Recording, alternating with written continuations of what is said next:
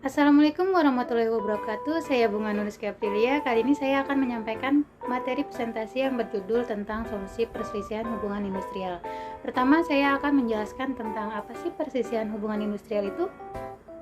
Perselisihan dalam hubungan industrial merupakan hal yang kerap terjadi dalam dunia.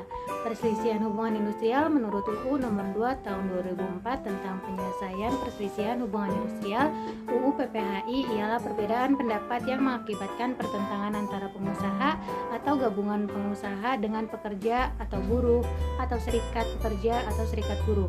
Pasal 2 UU PPHI mengatur 4 jenis perselisihan hubungan industrial, yaitu perselisihan hak, perselisihan kepentingan, perselisihan pemutusan hubungan kerja, dan perselisihan antar serikat pekerja atau serikat buruh hanya dalam satu perusahaan.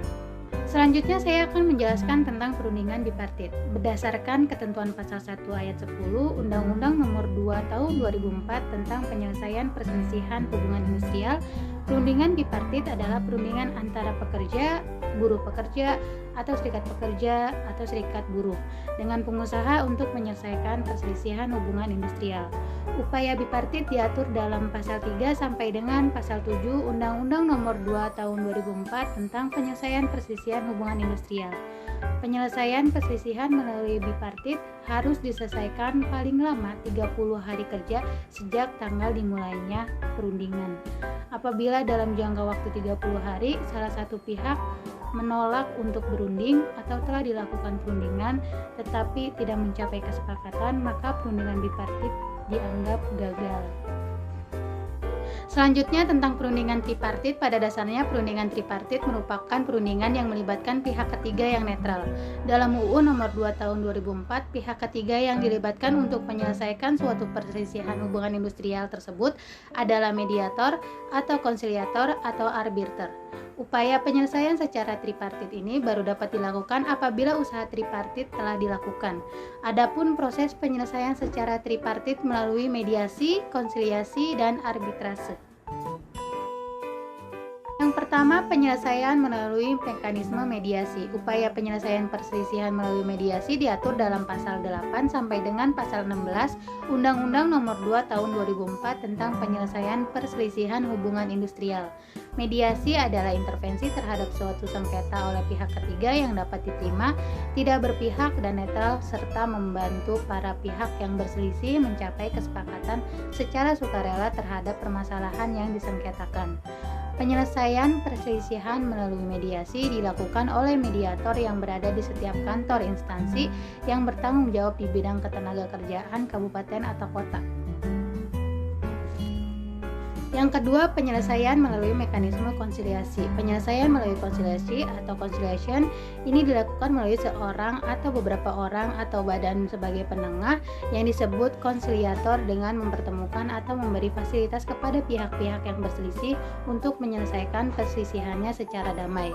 Konsiliator ikut serta secara aktif memberikan solusi terhadap masalah yang diperselisihkan. Yang ketiga, penyelesaian melalui mekanisme arbitrase. Arbitrase merupakan penyelesaian sengketa di luar pengadilan berdasarkan kesepakatan para pihak yang dilakukan oleh pihak ketiga yang disebut arbiter. Dan para pihak menyatakan akan menaati keputusan yang diambil oleh arbiter. Arbitrase hubungan industrial yang diatur dalam Undang-Undang Nomor 2 Tahun 2004 tentang penyelesaian perselisihan hubungan industrial merupakan pengaturan khusus bagi penyelesaian sengketa di bidang hubungan industrial sesuai dengan asas hukum lex specialis derogat lex generalis. Yang terakhir, saya akan menjelaskan tentang penyelesaian pengadilan hubungan industrial. Pengadilan hubungan industrial merupakan pengadilan khusus yang berada pada lingkungan peradilan umum, yang bertugas dan berwenang untuk memeriksa dan memutus a. Di tingkat pertama mengenai perselisihan hak dan perselisihan pemutusan hubungan kerja, b. Di tingkat pertama dan terakhir mengenai perselisihan kepentingan dan perselisihan serikat pekerja atau serikat buruh dalam satu perusahaan. Adapun contohnya dalam kasus perselisihan PT Holcim setelah dilakukannya proses mediasi yang ditengahi oleh mediator yang netral, ternyata dari kedua belah pihak tetap tidak tercapai kesepakatan, sehingga mediator memberikan anjuran tertulis yang mana para pihak boleh menyetujui anjuran tertulis tersebut, boleh juga tidak. Namun dalam kasus dari kedua belah pihak tidak menyetujui isi anjuran tertulis tersebut, sehingga dalam hal ini penggugat melanjutkan ke proses penyelesaian selanjutnya, yakni dengan mengajukan gugatan ke Pengadilan Hubungan Industrial. Dapat disimpulkan bahwa adapun akibat hukum bagi penggugat dan tergugat, yaitu A. Bagi penggugat, putusan tersebut mengakibatkan para penggugat tidak dapat menerima bonus sebagaimana yang mereka inginkan. B. Bagi tergugat, sudah tidak mempunyai kewajiban untuk membayarkan bonus tersebut, khususnya di tahun 2013 dikarenakan beban EBITDA yang ditetapkan oleh perusahaan tidak mampu dipenuhi oleh karyawan. Mungkin cukup sekian yang dapat saya sampaikan. Mohon maaf jika saya ada kekurangan dan kesalahan, karena kesempurnaan hanya milik Allah Subhanahu wa taala. Wassalamualaikum warahmatullahi wabarakatuh. Terima kasih.